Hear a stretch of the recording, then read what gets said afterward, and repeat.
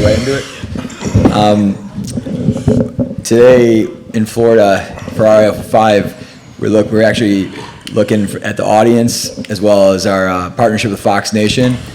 We continue to be the #1 show on Fox Nation. The president and our partner Gavin Hattemer there. We were looking at our numbers; they were crazy, and this was our highest ticketed event to date.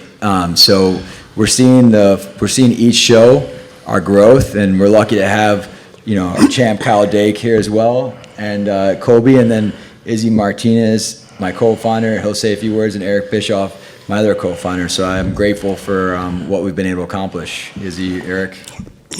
Go ahead, Eric. No, I just thank everybody for sticking around and being a part of this press conference. It's fun to be in this business. It's fun to watch something grow from the ground up. It's fun to create an opportunity in a business that had never really existed before, and I'm blessed to be a part of it. It's a great team of people, great athletes, and thank you all for being here.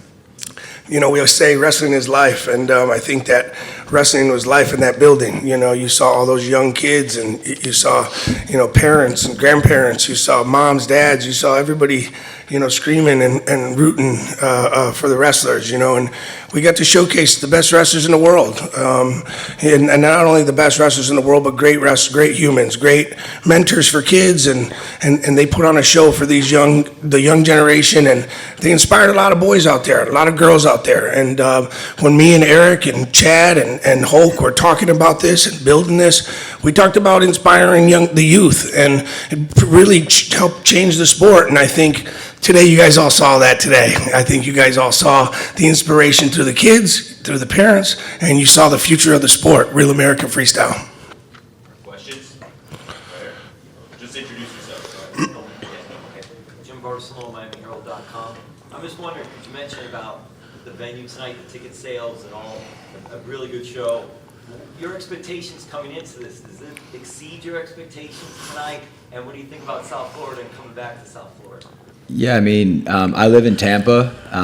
Izzy actually, I met him coming from Tampa to Chicago, and Eric in Tampa. But we knew that my son wrestles here. The community is very large. A lot of Chicago guys that Izzy knew moved out here, and we're picking places where we know that there's a heavy wrestling movement. But we knew we were going to do well. It was a little different because Florida's more of a walk-up market.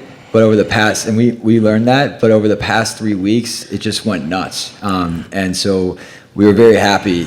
So our expectations, to answer your question, we didn't know, because we only, just an important fact for everybody here is we've only had 25 days each event to promote. Most organizations have 90 days to sell tickets. So we're selling tickets and beating numbers with 25 days. Our first 60-day promote is in Arizona, and we're almost already selling that out. So my expectations, hopefully for everyone, is we're going to exceed every show. We're going to exceed our last show, but this Florida show was amazing, and I think it's led up to all of our other shows and the momentum we've created.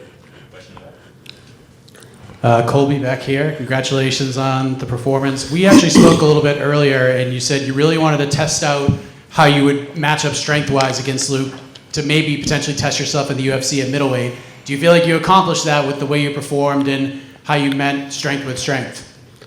Yeah, absolutely. I felt good at this weight class. I know I'll do good at 185. I have unlimited endurance, so at middleweight I'll have a lot more endurance and feel better. So, I felt stronger than him tonight, and I know he weighs probably 20, 30 pounds more than me. So you might see me in my next fight, maybe in the White House at middleweight. Speaking of that, Bo Nickal called you out for a fight in the White House, and since you wanted to test yourself at middleweight, here we are. Your response to Bo calling you out for a fight at the White House? Oh, the quitter, Bo Nichols? I call him Bozo Nichols. He bailed on RAF the last fight against Yoel. He bailed on this one. How could that ever... He quit in his last fight versus... Actually, I want to apologize to Renner de Reader because I called him a Dutch kickboxer. My bad. He's actually a grappler. So a grappler made Bo quit in the octagon. So, Bo's a quitter. I don't have time for quitters. He can get in line because there's a long list of people that want to compete against me in RAF. But I want guys that are dependable, guys that are company men. I love RAF. Real American Freestyle is the future of wrestling. So I want guys that are dependable and I know are going to show up. And Bozo Nichols is not that guy. And I have a question for whoever wants to jump on between Eric, Chad, and Izzy. Yeah, like I really want to follow that one up. I will say this. I love Colby. Bo Nickal's been great to our organization. He's been with us since day one. Well, he gave you a little bit of buffer there, Eric, so that's good. But you guys come in with a bunch of expectations, and obviously there was a little bit of chaos this morning because Yoel Romero was supposed to wrestle Bo, ends up getting Buchanan instead. So that was one surprising thing. And then the matchup went the way that it did. It was a complete domination for Buchanan, and if you looked on social media, people were completely shocked by that. Were you guys shocked by any result, I guess, that happened tonight? You know, listen, man, we got the best team in the world, the best matchmakers in the world, the best brains in the world in the sport. You know, we work together, you know, extensively. You know, every day we're meeting in the mornings, at nights. We're putting up supreme matchups, dream matchups, fantasy matchups. You know, so once those, there was a couple, you know, shifts in this weigh-in, we just opened up our computer and looked down at the paper that we've all been grinding on and said that matchup was one we were probably looking forward to maybe 6 months from now, you know. So, you know, we just couldn't fill a guy for Pat Downey, but, you know, our team is awesome, and I can't thank our guys enough. Willie Saylor, Ben Askren, Lance Palmer, you know, Chad, Eric, Tanya, you know, Jazz. I mean, the list goes on and on. Ben, Conrad, you know, so it's just, you know, it's a dream to work with people that are fierce animals. So when there's a shakeup, it looks like a shakeup on the outside, but on the inside, you know, we're like ducks, you know, like we just keep pedaling and keep moving, and we just keep putting together the best matchups in the world. I'll say to Izzy's point, like we always talk about it, but the stage at RAF is different. You know, anything can happen. We've seen it across. There's upsets constantly. So I think, you know, when you hit that stage, things change. Question in front. Fighting Colby Covington, congratulations on a very impressive and dominant display. You had a very fun call out after the fight. GSP, a real top, respected all-time great. Can you elaborate a little bit on what motivates you to take on such a tremendous challenge in GSP? Yeah, GSP is one of the goats of the organization, and you know, GSP is the only guy that's ahead of me on the UFC welterweight takedown list. He's number one on takedowns all time in the UFC at welterweight. I'm number 2. So, you know, I want to settle this in the RAF, you know, mat. I think this match needs to happen. I know George probably still wants to compete, and the fans want to see him compete. So, GSP, let's give the fans what they want. Come back, let's settle it once and for all. Let's find out who the greatest welterweight wrestler in history is on the RAF mat. And we love hearing. I also want to elaborate as well. You know, it's great that you've always been a tremendous fighter, but this is truly what you've been known for, as being a tremendous wrestler. How great does it feel to be on a platform that truly glorifies and exemplifies your pure wrestling ability? It's incredible, man. The RAF stage is honestly one of the craziest stages I've ever competed on. When we were doing the walkthroughs today, you know, and Eric Bischoff leading the guys, and, you know, Izzy Martinez and Chad Bronstein, and just the whole RAF team, Hulk Hogan, you know, the late great, the legend. You know, it's just what they're doing for the sport of wrestling. They're transcending it, you know. They're saving wrestling. Wrestling went from a sport where it was kind of a niche sport. Now it's a sport that's making mainstream headlines. You know, we got this big media room in here. Everybody wants to see everybody wrestle in RAF, and I think the future's bright. I think that RAF can compete with all the mainstream sports, so I'm excited to be a part of it. I want to be the face of this organization, and I want to win the title here and just keep doing the biggest and best business we can do for RAF. Absolutely love hearing that. Final question for Chad. Just want to mention, elaborate on what I asked. How does it feel to really be bringing the glory back to wrestling and really making it mainstream like you guys have? Yeah, you know, this idea came in the room, you know, talking to the guy, meeting Izzy, and being inspired by coaches and other people. And I love wrestling. I love what it does for all the kids and how it evolves and changes people's lives, and people like Izzy sacrificing their lives, you know, for kids and doing what they do. And I think it's incredible. And like guys like Kyle Dake, you know, coming on with us. You know, our goal was to bring on the best athletes in the world like him and give a stage where he can continue to dominate, which we saw tonight. And it's we're blessed that we've been able. It's not just me and Izzy and Eric. It's all the people that took shots with us in the wrestling world that came with us in the beginning to help build this. So I feel that I'm very grateful for my partners, the wrestlers, our team, and it's incredible. Question in the back. Kyle, what was it like to win tonight, and what would you like next for opponent, or what do you want? Yeah, Just thanks for everybody for being here. Thank you guys for putting on such an awesome event. Tonight was awesome. You know, it was such a fun event. I know there was a little bit of chaos, but wrestlers, we do really well in chaos. So we were able to be adaptable, and as an organization, they did a great job pulling it together. As for the match, you know, Cotty's a great wrestler. You know, he has an interesting style.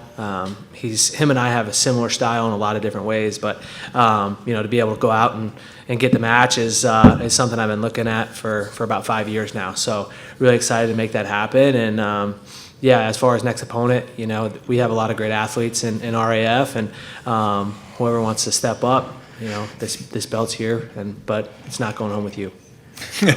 My question's for Colby. Obviously, the Bo Nickal Yoel fight or wrestling match was supposed to happen, but didn't because Yoel weighed 7 pounds over. Do you think Bo should have still wrestled him, or what did you think about that? Absolutely. You know, you got to put RF on your back. You want to be the face of the organization.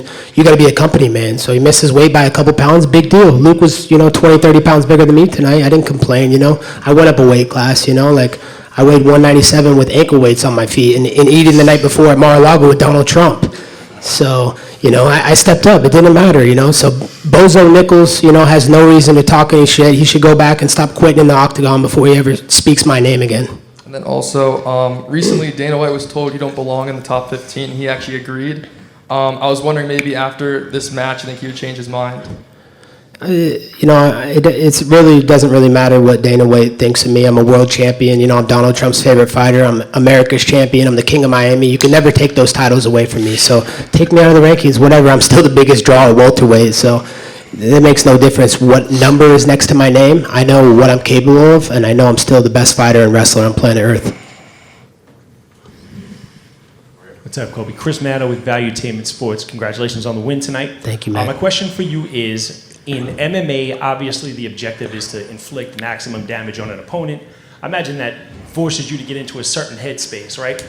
Obviously in RAF, it's a bit different. Can you talk to me about the prep match week versus MMA fight week? Is it business as usual? Has it been a little different for you this week? Love to hear about that. Yeah, it's been business as usual. First off, shout out to Valuetainment, Patrick Bet-David, and all you guys over there. You guys are doing an amazing job with the media, and we appreciate you guys coming out here and, putting that platform on Real American Freestyle. It's incredible. So, but business has been usual, just getting back to the basics. This is my first love. I started in wrestling before I ever got into fighting, so I wouldn't be in the UFC or done anything in my career without wrestling. So just business as usual, getting back to basics, trying to perfect the basics, and still getting in that nasty mindset where I'm trying to kill or be killed. And to follow up on that, obviously you're kind of known as an MMA striker now, where obviously wrestling is your foundation. Do you feel like fans and your opponents sort of kind of forget that sometimes?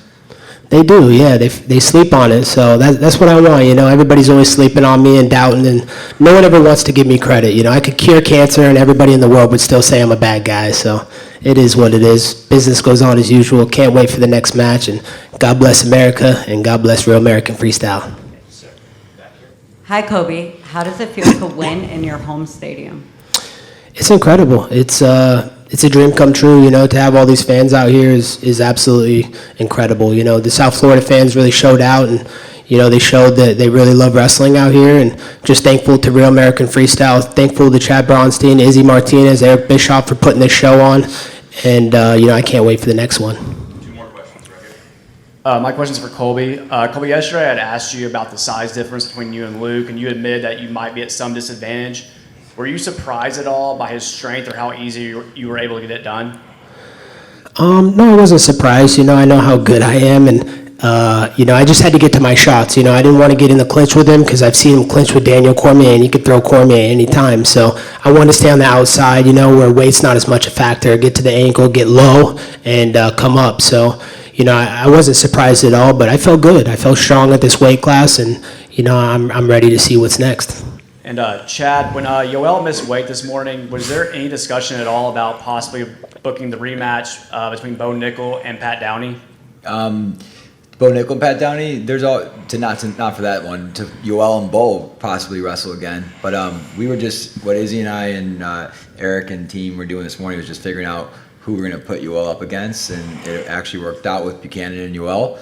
But what people don't see behind the scenes is every event we have, like Kyle said, it's chaos, right? And people don't see that, but the group works together. We had it in Cleveland when Izzy asked Holly Holm at 1 a.m. to wrestle because Kennedy Blades couldn't wrestle, and she took that on, and we almost had in Cleveland replace Wyatt Hendrickson and Mason Paris. So every show, we're just trying to evolve and make changes to make the best show so we don't get criticized by the media and we throw on a really good show. That's our goal.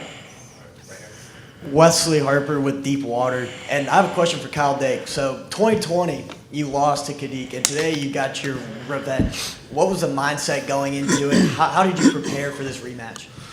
Yeah, I think the first time I wrestled Kadik, I was putting a lot of pressure on myself. It was something I really wanted, and I overlooked him, and I learned my lesson. To be able to go out and wrestle every match, like it's the most important match of your life, and just prepare like it is, and go out, have fun, do what you do, follow your system, and put your best foot forward. So I think this time around I did a much better job controlling the hand fight, scoring big when I had to, and making sure to wrestle through all positions, and that's what got me the win.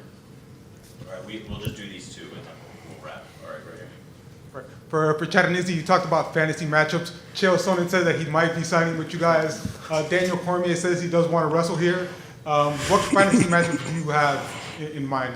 Well, I'll let Izzy take Daniel, but I did talk to Chow earlier. I think Chow could go up against Luke. Could be a good second match after and see what happens there. But Chow definitely wants to wrestle. I'll let Chow speak for himself and make sure Eric's okay when he is able to wrestle, so we find someone to replace him on broadcast. But I think Chow every show, as we all see with Chow on social media, he loves being here, and he's amazing for our show, and we definitely want to see him on the mats. He's a competitor. I'll let Izzy talk about Daniel. I mean, I think you guys saw Steve Mako compete tonight, and I think at his age, he went out there and performed really well against a two-time Egyptian Olympian, and I think that, when Daniel Cormier wants to put his shoes on and get back on the mat, who wouldn't want to see two former Olympians at that same age and same body type kind of go at it, So, I mean, I think we got fantasy matchups, but they're not fantasy because they're damn near close to reality, Our Instagram inbox, our text messages are flooded with guys that want to compete against all the legends in the sport. Not only, obviously we have Colby, and the best fighters in the world coming, and Daniel Cormier is knocking on the door also. You guys saw Bo Bassett call out Henry Cejudo. So the matches are there, and we're super excited to put them on. DC said that he would 10-0 John Jones. You trained with John. What's your thoughts on that? Listen, man, I'll say Don't this. mess this up, Izzy. Listen, I'll say this, guys. Daniel Cormier, just speaking on him for a second, when I was training John and John went out there and kicked his ass twice, Daniel Cormier was a great guy. I was a high school wrestling coach, and Daniel Cormier, literally 3 weeks after he lost to John, would fly us out there, and then our team would kick his team's ass again. And he would always support us. And I'm just talking a little shit because I like to a little bit when it comes to John, because we had a hell of a run.